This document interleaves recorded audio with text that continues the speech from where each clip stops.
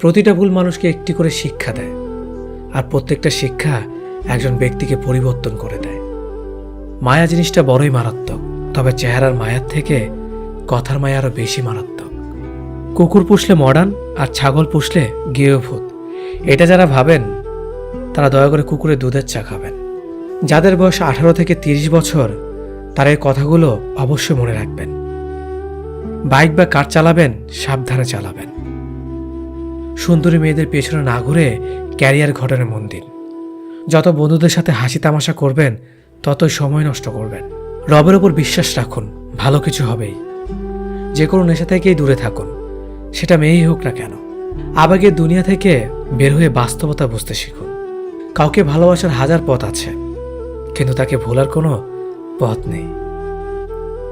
জীবনে যত বেশি মিথ্যা কথা বলতে পারবে তত মানুষের ভালোবাসা পাবে।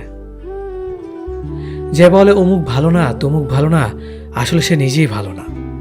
সময় বলে দেয় কে কার কতটা আপন। সময়ের সাথে বদলে যায় অনেক প্রিয়জন। সময়ের সাথে বোঝা যায় কে আপন কে পর, কে বন্ধু কে স্বার্থপর। অতিরিক্ত শব্দটাই সবচেয়ে বেশি ভয়ঙ্কর। কেউ পাওয়ার জন্য কাঁদে, কেউ হারিয়ে কাঁদে। বয়স বাড়লে তুমি আরো বেশি শক্ত হয়ে যাবে। অযথা কারো ওপর রাগ করে নিজের পুরো দিনটা নষ্ট করবে না। যদি কাউকে সত্যিকারে ভালোবেসে থাকো তাহলে তার অতীত নিয়ে কখনো খোঁচা দিও না। পারলে তুমি তার ভালোবাসা দিয়ে তার অতীতকে ভুলিয়ে দাও।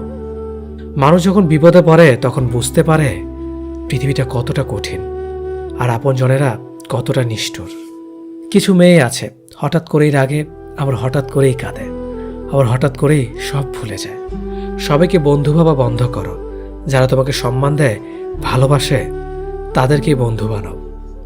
যে ছেলেটা তোমাকে পাওয়ার জন্য অল্প বয়সে চাকরির জন্য দৌড়ায়, সে কখনো তোমার প্রাক্তন হওয়ার যোগ্যতা রাখে না।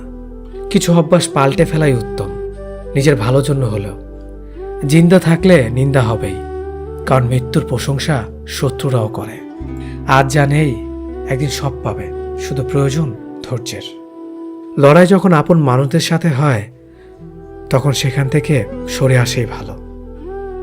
যত বেশি বেশি আশা করবে তত বেশি বেশি কষ্ট পাবে, এটা যেন বারবার সেই একই ভুল করে। প্রেম করে বিয়ে করেও মানুষ শান্তিতে থাকতে পারে না যদি না তাদের মধ্যে সমঝোতা, বিশ্বাস, ভরসা এবং সম্মান না থাকে। খুব কষ্ট হয় তখন যখন কাছের মানুষগুলো অন্যের কথা শুনে